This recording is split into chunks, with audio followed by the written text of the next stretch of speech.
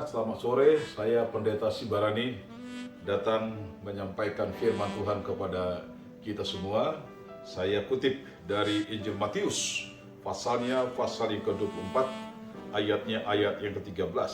Tetapi orang yang bertahan sampai pada kesudahannya akan selamat.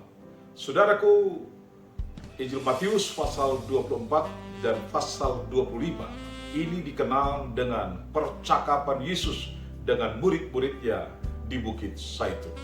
Percakapan ini saudara-saudara menjadi satu nubuat tentang akannya apa yang akan terjadi dan sedang terjadi yang dipercakapkan oleh Tuhan. Lalu yang kedua, bahwa percakapan ini adalah menjadi satu jawaban dari Tuhan Yesus atas seluruh pertanyaan dari murid-murid Tuhan Yesus. Pertanyaan murid-murid itu ada pada ayat 3. Demikian firman Tuhan berbunyi, katakanlah kepada kami bila manakah itu akan terjadi, dan apakah tanda kedatanganmu dan tanda kesudahan dunia. Murid-murid minta tanda.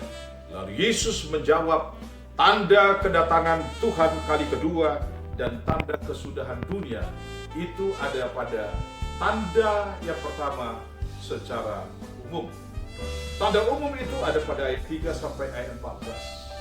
Di sana dicatat akan terjadi kelaparan, akan terjadi di bumi ini peperangan, akan terjadi di bumi ini gempa bumi, akan terjadi di bumi ini munculnya para pengajar-pengajar palsu atau nabi-nabi palsu.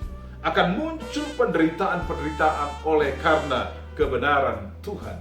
Akan muncul yang namanya orang meninggalkan Tuhan, murtad karena kesulitan dan penderitaan yang ada. Itu tanda pertama. Dan tanda kedua adalah tanda secara khusus. Ada pada ayatnya, ayat yang ke-15, pada ayatnya yang ke-28. Tanda khusus ini adalah akan muncul siksaan yang berat. Dan siksaan yang berat ini tidak akan pernah terulang lagi, karena ini dicatat sangat-sangat menakutkan. Dan kedua, akan muncul Mesias-Mesias palsu yang seolah-olah akan ada pertolongan di luar daripada kebenaran yang Tuhan sampaikan. Dan munculnya itu dengan memakai Mesias palsu. Saudaraku, tanda khusus ini akan terjadi ketika Antikristus datang dan akan berkerajaan selama 3,5 tahun di muka bumi ini.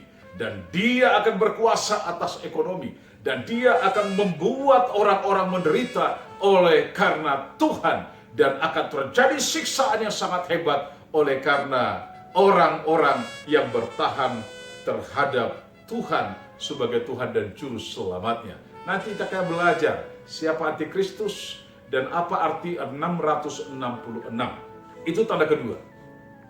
Lalu tanda ketiga adalah pada ayatnya ayat 29 sampai ayat 31, yaitu tanda yang sangat menakjubkan.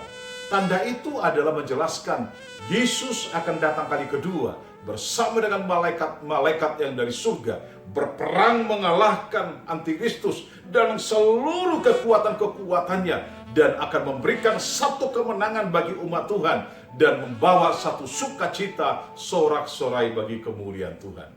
Jadi, saudara-saudara, tanda ini menjadi satu jawaban yang sangat benar. Yang menarik, yang ayat berikut ini adalah ayat 13. Dia berkata demikian, tetapi orang yang bertahan sampai pada kesudahannya akan selamat. Hanya orang yang bertahan pada kesudahannya, itu yang akan selamat. Apa itu bertahan? Orang yang bertahan itu adalah orang yang hidupnya dibangun di atas kebenaran firman Tuhan. Tuhan Yesus pernah bilang begini, bahwa satu orang percaya yang suka mendengarkan firman Tuhan dan melakukan firman Tuhan itu disamakan seperti orang yang sedang mendirikan rumah di atas batu. Dan rumah yang didirikan di atas batu itu adalah kokoh dan kuat. Dan akan diuji. Ujiannya datang hujan, datang banjir, datang angin. Rumah itu tidak akan pernah roboh. Karena apa? Ada satu kekuatan dasarnya, yaitu batu. Kita tahu batu adalah lambang dari kebenaran.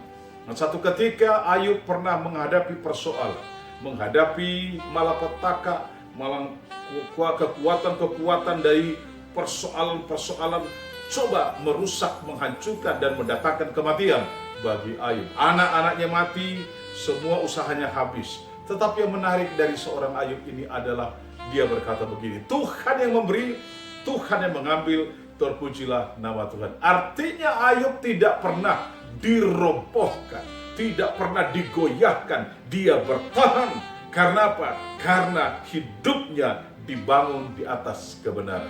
Yang kedua, saudara-saudaraku, orang yang bertahan itu adalah orang yang percaya, yang hidupnya dipimpin dan dituntun oleh Roh Kudus. Saudaraku, kita tahu bahwa Roh Kudus diberikan oleh Tuhan melengkapi gereja-gereja, orang-orang percaya, supaya orang-orang percaya itu ditolong, diberikan kesanggupan dan ditolong untuk mampu dan bertahan menghadapi seluruh persoalan yang ada. Pada waktu Stefanus dirajam dengan batu oleh karena kebenaran, dia tidak pernah berubah setia meninggalkan Tuhan atau berubah untuk membelakangi Tuhan, tetapi dia begitu luar biasa berkata, Tuhan ampunilah mereka karena mereka tidak tahu apa yang mereka perbuat. Stefanus sanggup dan bertahan sampai kepada kematiannya.